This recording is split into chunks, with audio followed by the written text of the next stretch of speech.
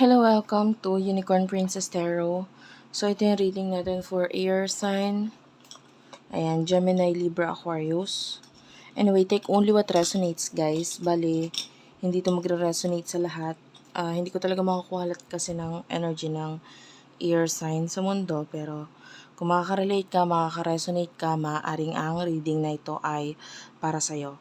Pero kung hindi ka nakaka-relate, nakaka-resonate, okay lang yon.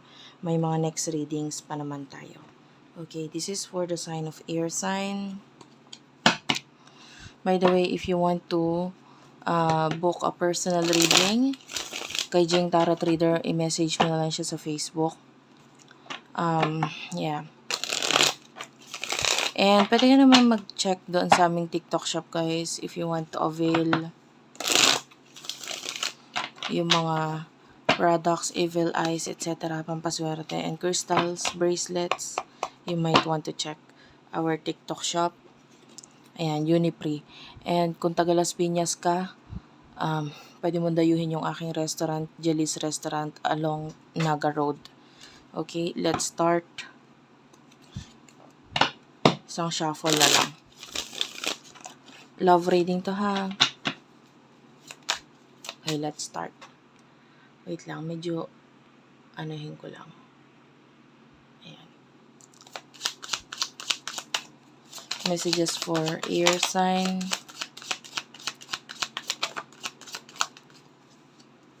Air sign. The Moon. 3 of Pentacles. One more card. 10 of Cups, Ace of Swords. I'm seeing a lot of ideas, mga nasa isip mo, kung paano magkakaroon ng growth. I feel like ikaw yung person with the moon na some of you need to rest. Parang ganun. Kailangan mo ng pahinga. Or, yung iba kasi pwedeng nagkakaroon ng growth sa'yo with regards sa iyong money and with regards sa iyong career. Nakakita tayo ng growth dyan. So, medyo mas nagiging busy ka. So, compared in the past, pwedeng in the past, more on pahinga ka na. Ngayon, medyo nakukulangan ka na. 10 of Cups, I can see a lot of new beginnings pagdating sa family. Like, maybe may mga kailangan ayusin or dapat pagtuunan ng pansin. And with the Ace of Swords, I can see some of you may mga kinakat off, tinatanggal sa sarili para maging maayos. Like, maybe habits, no? Or kaugalian. O maybe hindi lang ikaw, pati yung pamilya mo ay may mga inaalis sa kanilang sarili para maging mas better ang kanilang sarili. Which is, this is actually nice kasi pwedeng may kinalaman ito sa inyong daily activities. Ayan, and habits, gano'n, na pwedeng hindi nakikita niyo na parang, hindi na to magbe-benefit sa akin, hindi ko na to kailangan, gano'n. And yung iba pwedeng may kinalaman sa career. Whatever these things na inaayos mo sa iyong career, pwedeng na ngayon medyo naghihirap na. Nakikita ng iba yung mga a lot of people are checking out on you kung anong ginagawa mo. You're trying to fix your money, your career, maybe your business if you do have one. And tinatry mong ayusin ito. And marami ang naiintriga sa ginagawa mo or anong plano mo. So, who is this person that you're dealing with for the sign of air sign? Please, person nakakonect ni air sign. Person nakakonect mo, you do have the Star. King of Wands. 7 of Swords. Bottom of the deck is the 8 of Cups. Ayan. Yung person mo is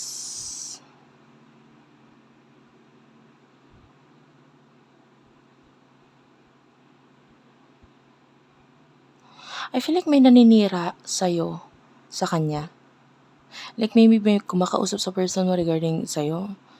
Or maybe may nagsasabi sa kanya na maybe regarding sa'yo na negative. And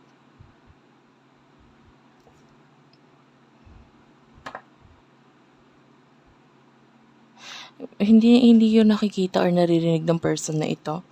Like kahit may magsabi sa kanya or may salita sa kanya regarding na negative na may kinalaman sa'yo, hindi niya yun pinapaniwalaan or hindi niya yun masyadong pinagtutuunan ng pansin. Kasi the way I see this, and especially the star and the moon, yung mga major main energy ninyo, and it's a major arcana, pwedeng nakikita ka niya as someone na, bagay tayo parang ganon. Bagay kayo, parang ganon. And so kahit anong gawing paninira nitong taong ito sa buhay niya regarding sa'yo, hindi naniniwala yung person na ito, or hindi niya masyadong pinapansin kung ano yung sinasabi ng taong ito. Ano yung emotion ninyo sa isa't isa for air sign? You do over the Tower and the 8 of Wands. Emotions niya para sa'yo. The Judgment is here. The 6 of Cups. 7 of Wands. Bottom of the deck is the 9 of Wands. So I feel like pagdating sa emotions mo, ini-end mo na yung dating obsession, pagkagusto, or paghahangad mo sa kanya. Maybe in the past, you really do like this person. You see this person as your star. Diba? Nakikita mo siya na parang gusto mong maabot, gusto mong makuha, gusto mong magkaroon ng maayos na koneksyon sa inyong dalawa, or maybe even future sa inyong dalawa with the 8 of Wands. Pero ngayon, parang you're walking away, or maybe you're trying to pamper yourself, focusing on yourself, kinoconsider mo yung mga material attachments sa'yo, okay? And you're making changes sa buhay mo, sa sarili mo, and maybe with regards to your purpose. Itong person na ito, emotions niya para sa'yo is, I feel like,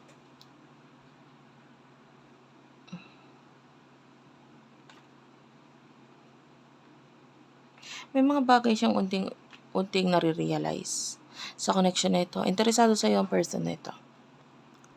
Interesado siya sa mga mangyayari, o gusto niyang malaman kung ano yung mga nangyayari sa'yo.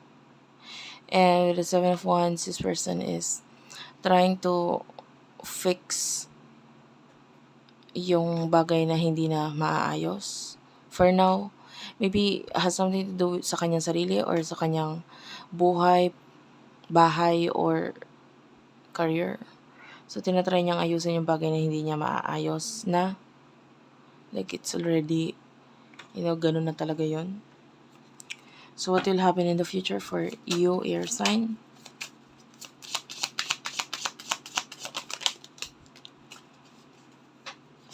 You do over the World, the 3 of Swords.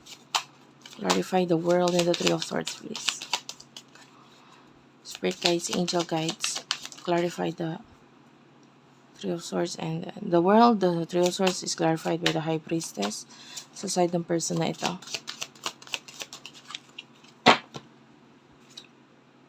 3 of Cups. The Fool. Oh, okay. Especially with the Judgment,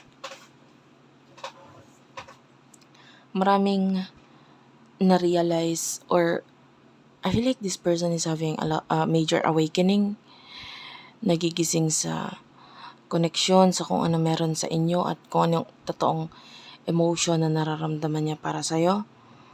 The Fool, this person is taking the risk. Magte-take siya ng risk. I mean, kahit may mga challenges dito, this person really do loves you or is attracted to you. A lot of attraction, gusto kanya. And with regards sa kanyang action, nakita tayo ng kung sino man itong mga taong dapat niyang i-let go, no? Kung ano man, kahit may mga partnership or sharing na meron sa kanila, or maybe situation, or maybe career or work, no?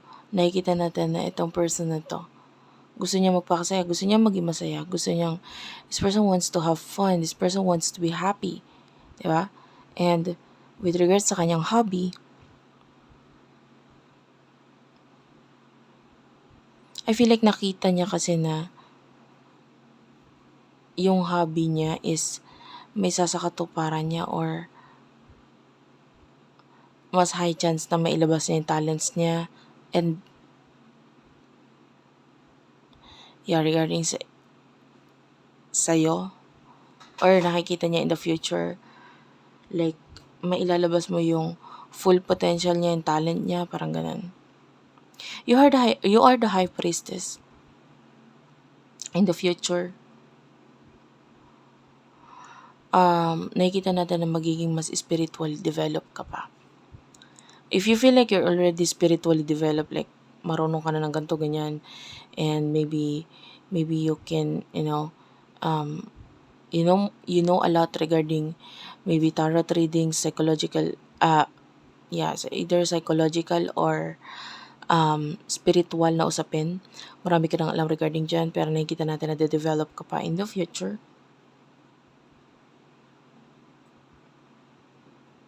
The Three of Swords in the world. Whoever this person or people na pwedeng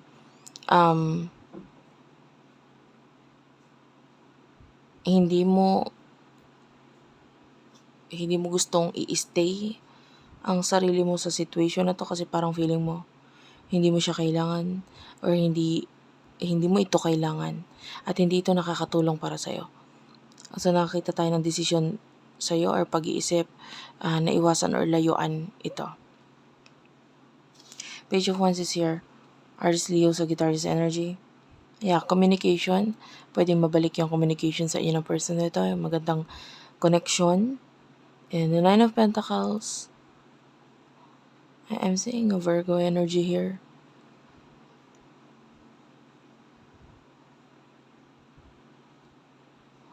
So, I feel like in the future, may mga sasabihin itong person na ito na confident siyang sasabihin sa'yo kasi it's like natutunan niya or may nalaman siya or something to do with